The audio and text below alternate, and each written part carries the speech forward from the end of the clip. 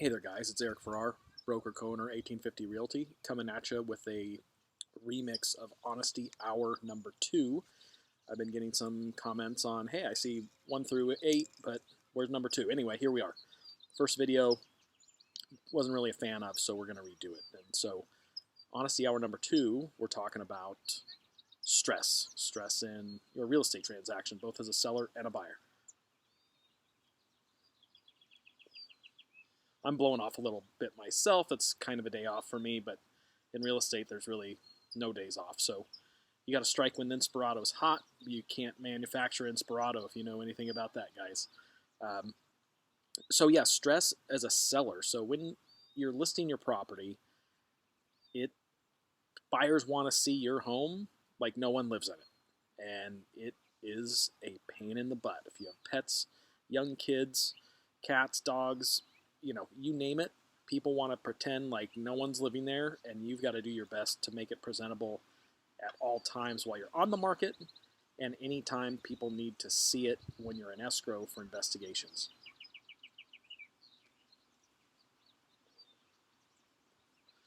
Case in point, we're representing a buyer on a property, and the sellers, they have young kids, they've got pets, and they've been trying to claim that the house isn't really viewable for buyer inspection diligence, and that's just completely unacceptable. There's a very finite time for this to happen, and folks need to come in when they can line up service providers to figure out what's going on with the property. And I get it. It's frustrating. Been there myself with a young child, dog, and cats.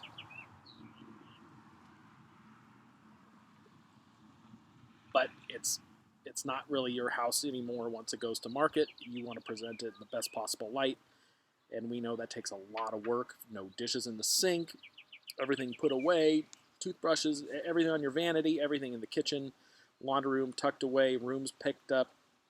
It's a lot of work, but it's well worth it to get your price, keep your buyers happy. You want to make sure that when you're in escrow, your buyer can get in to view the property for primary and secondary inspections. They need to know what's going on, and you want to make sure they find out what's going on so nothing comes back after the fact.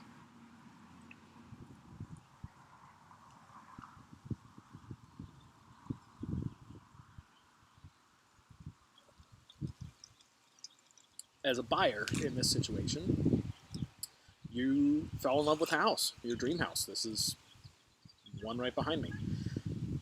Everything looks great. You hire your home inspector, and then it's like that house of cards starts to tumble a little bit. And there's really nothing money can't fix, but you need to know what you're getting into. And there are certain terms that can sound really scary, like a cracked slab. Well, is it a normal stress fracture in pretty much any flat work in concrete ever? Or is the house cracked in half because the soil underneath of it has compressed, there's something wrong, it wasn't graded right? Those are two totally different scenarios. So in the house behind me, this is one we purchased in 2018, and we noticed that there was a little hump in one part of the hallway and a tiny bit of a dip in the family room. And it had fairly new carpeting, and our home inspector had probed through the carpet with a little pick. He could feel a crack that, was maybe a 1/16 of an inch wide, and we could feel there was a little bit of a hump. Not much, almost imperceptible.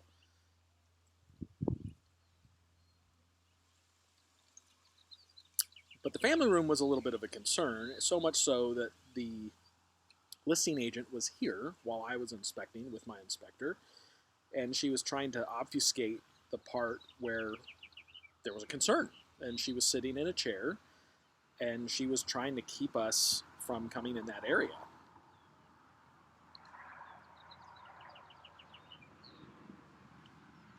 I told her in no uncertain terms if she prevented me from finding out what's going on with the property, there'd be a lawsuit chasing her down in half a second.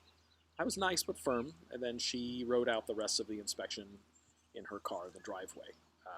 You don't want the appearance that you're messing with folks that can lead to big time monetary damages out there. So, long story short, we hired a carpeting contractor. We peeled that carpeting back in the family room, and lo and behold, there was a 50-foot long crack with a little bit of depression in the slab. Nothing that wasn't fixable. I mean, the house, you can see it, it's right there. It didn't go anywhere. So we had carpeting contractor come out, peel the carpeting back. We had an engineering firm come out and inspect the slab and write a report of findings. And what they found was, seemed like normal stress crack. They didn't see any evidence in the stucco or anything in the drywall to indicate there was a heaving or any kind of settling going on. Likely just a stress crack that could have been there upwards of 42 years. We got a bid. It was a couple $1,000 for epoxy injection. Staples were not recommended, and we ended up doing that repair ourselves. And due to the fact that we had a little funds issue when we were broke ground and between selling our other property. But long story short, it was fixable. It was great. Sounded exceptionally scary. But once we had those secondary inspections, we really got a grip on, $3,000, we can work that in. It's not the house is falling over. And by the way, guys, techniques have come up.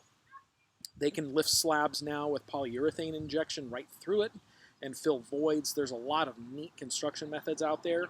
And it's not like the old days where a house might, if it had substandard soil, you might not be able to get a loan if there was heaving, slabs crack, the structure's out of wonk. They can do a lot to fix these things these days. So, knowledge is power on both sides, and you want to know what you have. That way you can know what you're selling and what you're buying. Again, this is Eric Farrar, broker co-owner 1850 Realty, bringing you another Honesty Hour. And as always, if you have any questions, hit me up, Eric at 1850realty.com, and we'll see you guys on the next one.